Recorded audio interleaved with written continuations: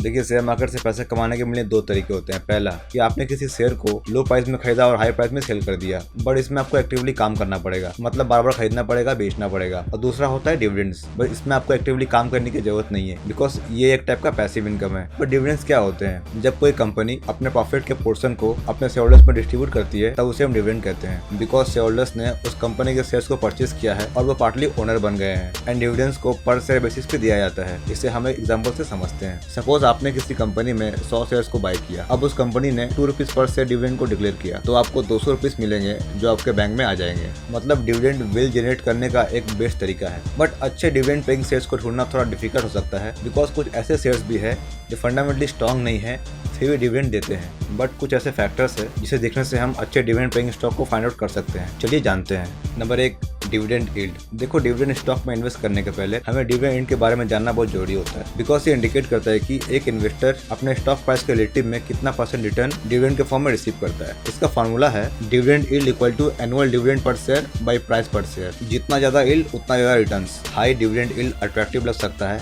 But extremely high dividend yield यह दिखाता है कि या तो कंपनी का स्टॉक प्राइस सिग्निफिकेंटली ड्रॉप हुआ है या तो कंपनी की डिविडेंड पॉलिसी सस्टेनेबल नहीं है। दैट्स वाई हमें किसी कंपनी में इन्वेस्ट करने के पहले कंपनी का डिविडेंड यील्ड के साथ साथ कंपनी का हेल्थ भी चेक करना चाहिए। Number 2, past performance. ये इसलिए बहुत ज़्यादा इंपॉर्टेंट होता है बिकॉज इससे हमें जान सकते हैं कि किसी कंपनी ने पास्ट में कितना डिविडेंड दिया है। इसके अलावा आप ये भी जान सकते हो कि किसी कंपनी ने टाइम टू टाइम डिविडेंड में कितना ग्रोथ किया है, क्योंकि ऐसी बहुत सारी स्टैब्लिश कंपनीज है जो पिछले कई सालों से कंसिस्टेंट डिविडेंड का पेमेंट करते आ रही है। बट आप पता कैसे करोगे? ऑब्वियसली इसके पास्ट को देखकर। एंड आप ऐसी कंपनीज को आराम से पहचान सकते हो बिकॉज इसके फंडामेंटल्स काफी स्ट्रॉन्ग होते हैं। नंबर 3, पे out ratio. Dividend pay out ratio यह दिखाता है कि आपका इन्वेस्टमेंट कितने सेफ है। इसके अलावा यह भी दिखाता है कि कंपनी कितना इनकम अपने पास रखती है और कितना अपने इन्वेस्टर को पे करती है। अगर आप किसी ऐसे high yield dividend paying stock को ढूंढ लेते हो जो अपने प्रॉफिट का बड़ा हिस्सा अपने शेयरहोल्डर्स को पे करती है, तो आपको सावधान रहने की जरूरत है। वैसे ही अगर किसी कंपनी का इनकम स्ट्रीम कम हो जाता है तो वो ऑटोमेटिकली डिविडेंड देना कम कर देती है, बिकॉज इनकम नहीं कमाएगी तो प्रॉफिट कहाँ से देगी। नंबर 4, डाइवर्सिफाई करें। आप अगर ऐसी इंडस्ट्रीज या कंपनीज को टारगेट करते हो इसका रिकॉर्ड बहुत शानदार है, तो चांसेस है कि वो कंपनीज आपको फ्यूचर में अच्छे रिटर्न्स देगी। But on the other hand ये मार्केट डाउन टाइम में प्रॉब्लमेटिक हो सकता है, बिकॉज 5-10 सालों में कम से कम एक बार तो मार्केट डाउन टाइम आ ही जाता है। तो फिर इसका सॉल्यूशन क्या है? अपने एसेट्स को मल्टीपल डिविडेंड पेइंग स्टॉक्स में डाइवर्सिफाई कर दीजिए। इससे रिस्क कम हो जाएगा। बट कैसे? जैसे किसी एक एरिया में अगर डिविडेंड कम होगा तो वो दूसरे एरिया में सेटअप हो जाएगा। नंबर 5, डेट से दूर रहे। इन्वेस्टर्स को ऐसी कंपनीज को अवॉइड करनी चाहिए जो डेट में डूबी हुई है, बिकॉज ऐसी कंपनीज पहले अपना डेट चुकाएगी ना कि डिविडेंड देगी। इसी कारण हमें ऐसी कंपनीज को चूज करना चाहिए जिसका डेट टू इक्विटी 2 से नीचे हो। अगर ऐसी कोई कंपनी है जिसका डेट टू इक्विटी रेशियो 2 से ज़्यादा है तो हमें ऐसी कंपनीज को अवॉइड करनी चाहिए। इसके अलावा हमें ऐसी कंपनीज को फाइंड आउट करनी चाहिए जिसका expected annual return long term में 5 to 50% के बीच में होनी चाहिए। इसके अलावा जो हेल्दी कैश फ्लो जनरेट करे। तो आज हम कुछ ऐसे स्टॉक के बारे में बात करने वाले हैं जिसने पास्ट में अच्छा डिविडेंड दिया है और आगे भी देते रहेगी। चलिए शुरू करते हैं। Number 1, Hindustan zinc limited. अगर आप इसके लास्ट 3 इयर्स का प्राइस चार्ट देखो तो इसने 51% के अराउंड का रिटर्न दिया है, और अगर आप इसके लास्ट 5 इयर्स का प्राइस चार्ट देखो तो इसने 130% के अराउंड का रिटर्न दिया है। मतलब जो से 136 में ट्रेड कर रहा था वो आज के डेट में 490 के अराउंड ट्रेड कर रहा है, जो कि बहुत सही है। अगर आप इसके रेवेन्यू को देखो तो इसने कई सालों से कंसिस्टेंट ग्रो किया है और 2021 से जबरदस्त ग्रोथ हुआ है। एंड अगर आप इसके प्रॉफिट को देखो तो इसने लास्ट के कई सालों से कंसिस्टेंट प्रॉफिट कमाया है, जो कि बहुत अच्छा है। और यही कारण है कि कंपनी लास्ट के कई सालों से कंसिस्टेंट डिविडेंड का पेमेंट करते हुए आ रही है। अगर आप इसके डिविडेंड यील्ड को देखो तो ये 6% के अराउंड है, जो कि काफी डिसेंट है। एक बैंक अपने सेविंग्स अकाउंट पे सालाना 3 to 4% का इंटरेस्ट देती है, उससे तो बहुत अच्छा है। अगर आप इसका डिविडेंड पे आउट रेशियो को देखो तो इसने इससे पिछले कई सालों में इंक्रीज किया है और इस ईयर इसने अप्रोक्स 71% का पे आउट दिया है। मतलब इस साल कंपनी ने अप्रोक्स 5,500 करोड़ के अराउंड का डिविडेंड दिया है, जो कि काफी सही है। अगर आप इसके डिविडेंड हिस्ट्री को देखो तो ये कंपनी पिछले कई सालों से कंसिस्टेंट डिविडेंड का पेमेंट करते हुए आ रही है। लाइक कभी 19 रुपए, कभी 26, कभी 15, कभी 21 एक्सेट्रा, जो कि शानदार है। बिकॉज ऐसी कोई गिनी चुनी कंपनी है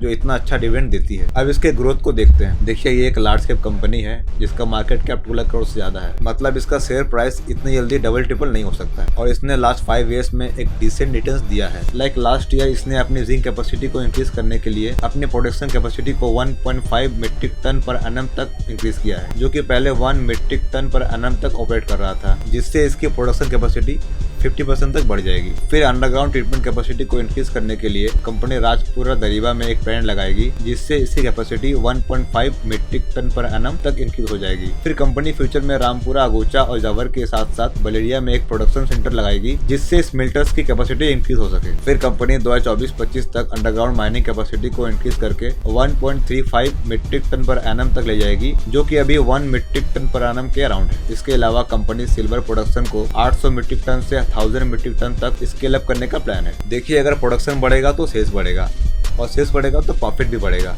जो कंपनी के लिए बहुत अच्छा है। इसमें आप एक चीज नोटिस करोगे कि कंपनी का 81% रेवेन्यू जिंक लीड से आता है। दैट्स वाई कंपनी आने वाले 2 सालों में जिंक लीड और सिल्वर की कैपेसिटी को डबल करने के लिए $2.5 बिलियन मतलब 20,900 करोड़ रुपीस का कैपेक्स करेगी, जो कंपनी के लिए बहुत अच्छा होगा। फिर कंपनी राजस्थान में न्यू रोस्टर बिल्ड करने के लिए $300 मिलियन मतलब 2500 करोड़ रुपीस कैपेक्स में इन्वेस्ट करेगी। एंड कंपनी के CFO ने कहा है कि ये कैपेक्स कंपनी अपने कैश फ्लो से करेगी, ना कि लोन लेकर करेगी, बिकॉज कंपनी के पास आज के डेट में अप्रोक्स 13,000 करोड़ से ज्यादा का कैश फ्लो अवेलेबल है, जो कंपनी के लिए बहुत अच्छा है। इसमें एक शानदार डेवलपमेंट हुई है। कंपनी ने जिंक बेस्ड बैटरी को डेवलप करने के लिए JNCASR के साथ MOU साइन किया है, बिकॉज लिथियम आयन बैटरीज की अवेलेबिलिटी कम है, कॉस्टली है, as well as safety concerns भी है, जबकि zinc based batteries cost effective, long lasting and durable है, और ये लिथियम आयन बैटरीज का अल्टरनेटिव बन सकता है। अगर आप इसके शेयर होल्डिंग पैटर्न को देखो तो प्रमोटर्स के पास अप्रोक्स 65% के अराउंड स्टेक है एंड गवर्नमेंट के पास अप्रोक्स 25% के अराउंड स्टेक है, जो कि काफी सही और स्टेबल है, तो फिर कोई दिक्कत वाली बात नहीं है। अगर आप इसके डेट को देखो तो इसका डेट 8,722 करोड़ है, बट कंपनी के पास अच्छा रिजर्व है और कंपनी प्रॉफिटेबल है, तो फिर कोई दिक्कत वाली बात नहीं। अगर आप इसके डेट टू इक्विटी को देखो तो ये 0.57 है, जो कि बहुत अच्छा है, और अगर आप इसके डेट टू प्रॉफिट को देखो तो ये 1.12 है, जो कि बहुत अच्छा है। अब इसके वैल्यूएशन को देखते हैं। अगर आप इसके लास्ट 5 ईयर्स का पी रेशियो को देखो तो इसका मीडियन पे 14 के अराउंड है, जबकि कंपनी 25 के अराउंड ट्रेड कर रही है, एंड अर्लियर ये कंपनी 40 के अराउंड ट्रेड कर रही थी। देखिए, पहले से वैल्यूएशन थोड़ा करेक्ट हुआ है, फिर भी ये हाई वैल्यूएशन में ट्रेड कर रही है। अगर आप इसके लास्ट 5 ईयर्स के पीबी चार्ट को देखो तो इसका मीडियन पे 3.7 है और ये कंपनी 14 के अराउंड ट्रेड कर रही है, मतलब ये कंपनी ओवर वैल्यूड है और इसके नीचे के लेवल में बाय करने से अच्छा रिटर्न्स मिल सकता है। अगर आप इसके PNPB को इंडस्ट्री PNPB से कंपेयर करो तो आप देख पाओगे कि ये अपने इंडस्ट्री PNPB से भी हाई वैल्यूएशन में ट्रेड कर रही है, मतलब इसका वैल्यूएशन अभी के टाइम में ज्यादा है। लास्ट बट नॉट लीस्ट की कंपनी का ROE 55% के अराउंड है, जो कि बहुत अच्छा है, बट मुझे इसमें एक प्रॉब्लम लगता है कि कंपनी का 99% शेयर्स प्लेज है, जो कि इसका सबसे बड़ा ड्रॉबैक है। फिर भी ये कंपनी आने वाले टाइम में आपको अच्छे रिटर्न दे सकती है, बिकॉज ये कंपनी हैवी इन्वेस्टमेंट कर रही है और इसका फ्यूचर पोटेंशियल बहुत ज़्यादा है। ये कोई इन्वेस्टिंग एडवाइस नहीं है, अपने रिस्क पे इन्वेस्ट करें। Thanks for watching. जय हिंद।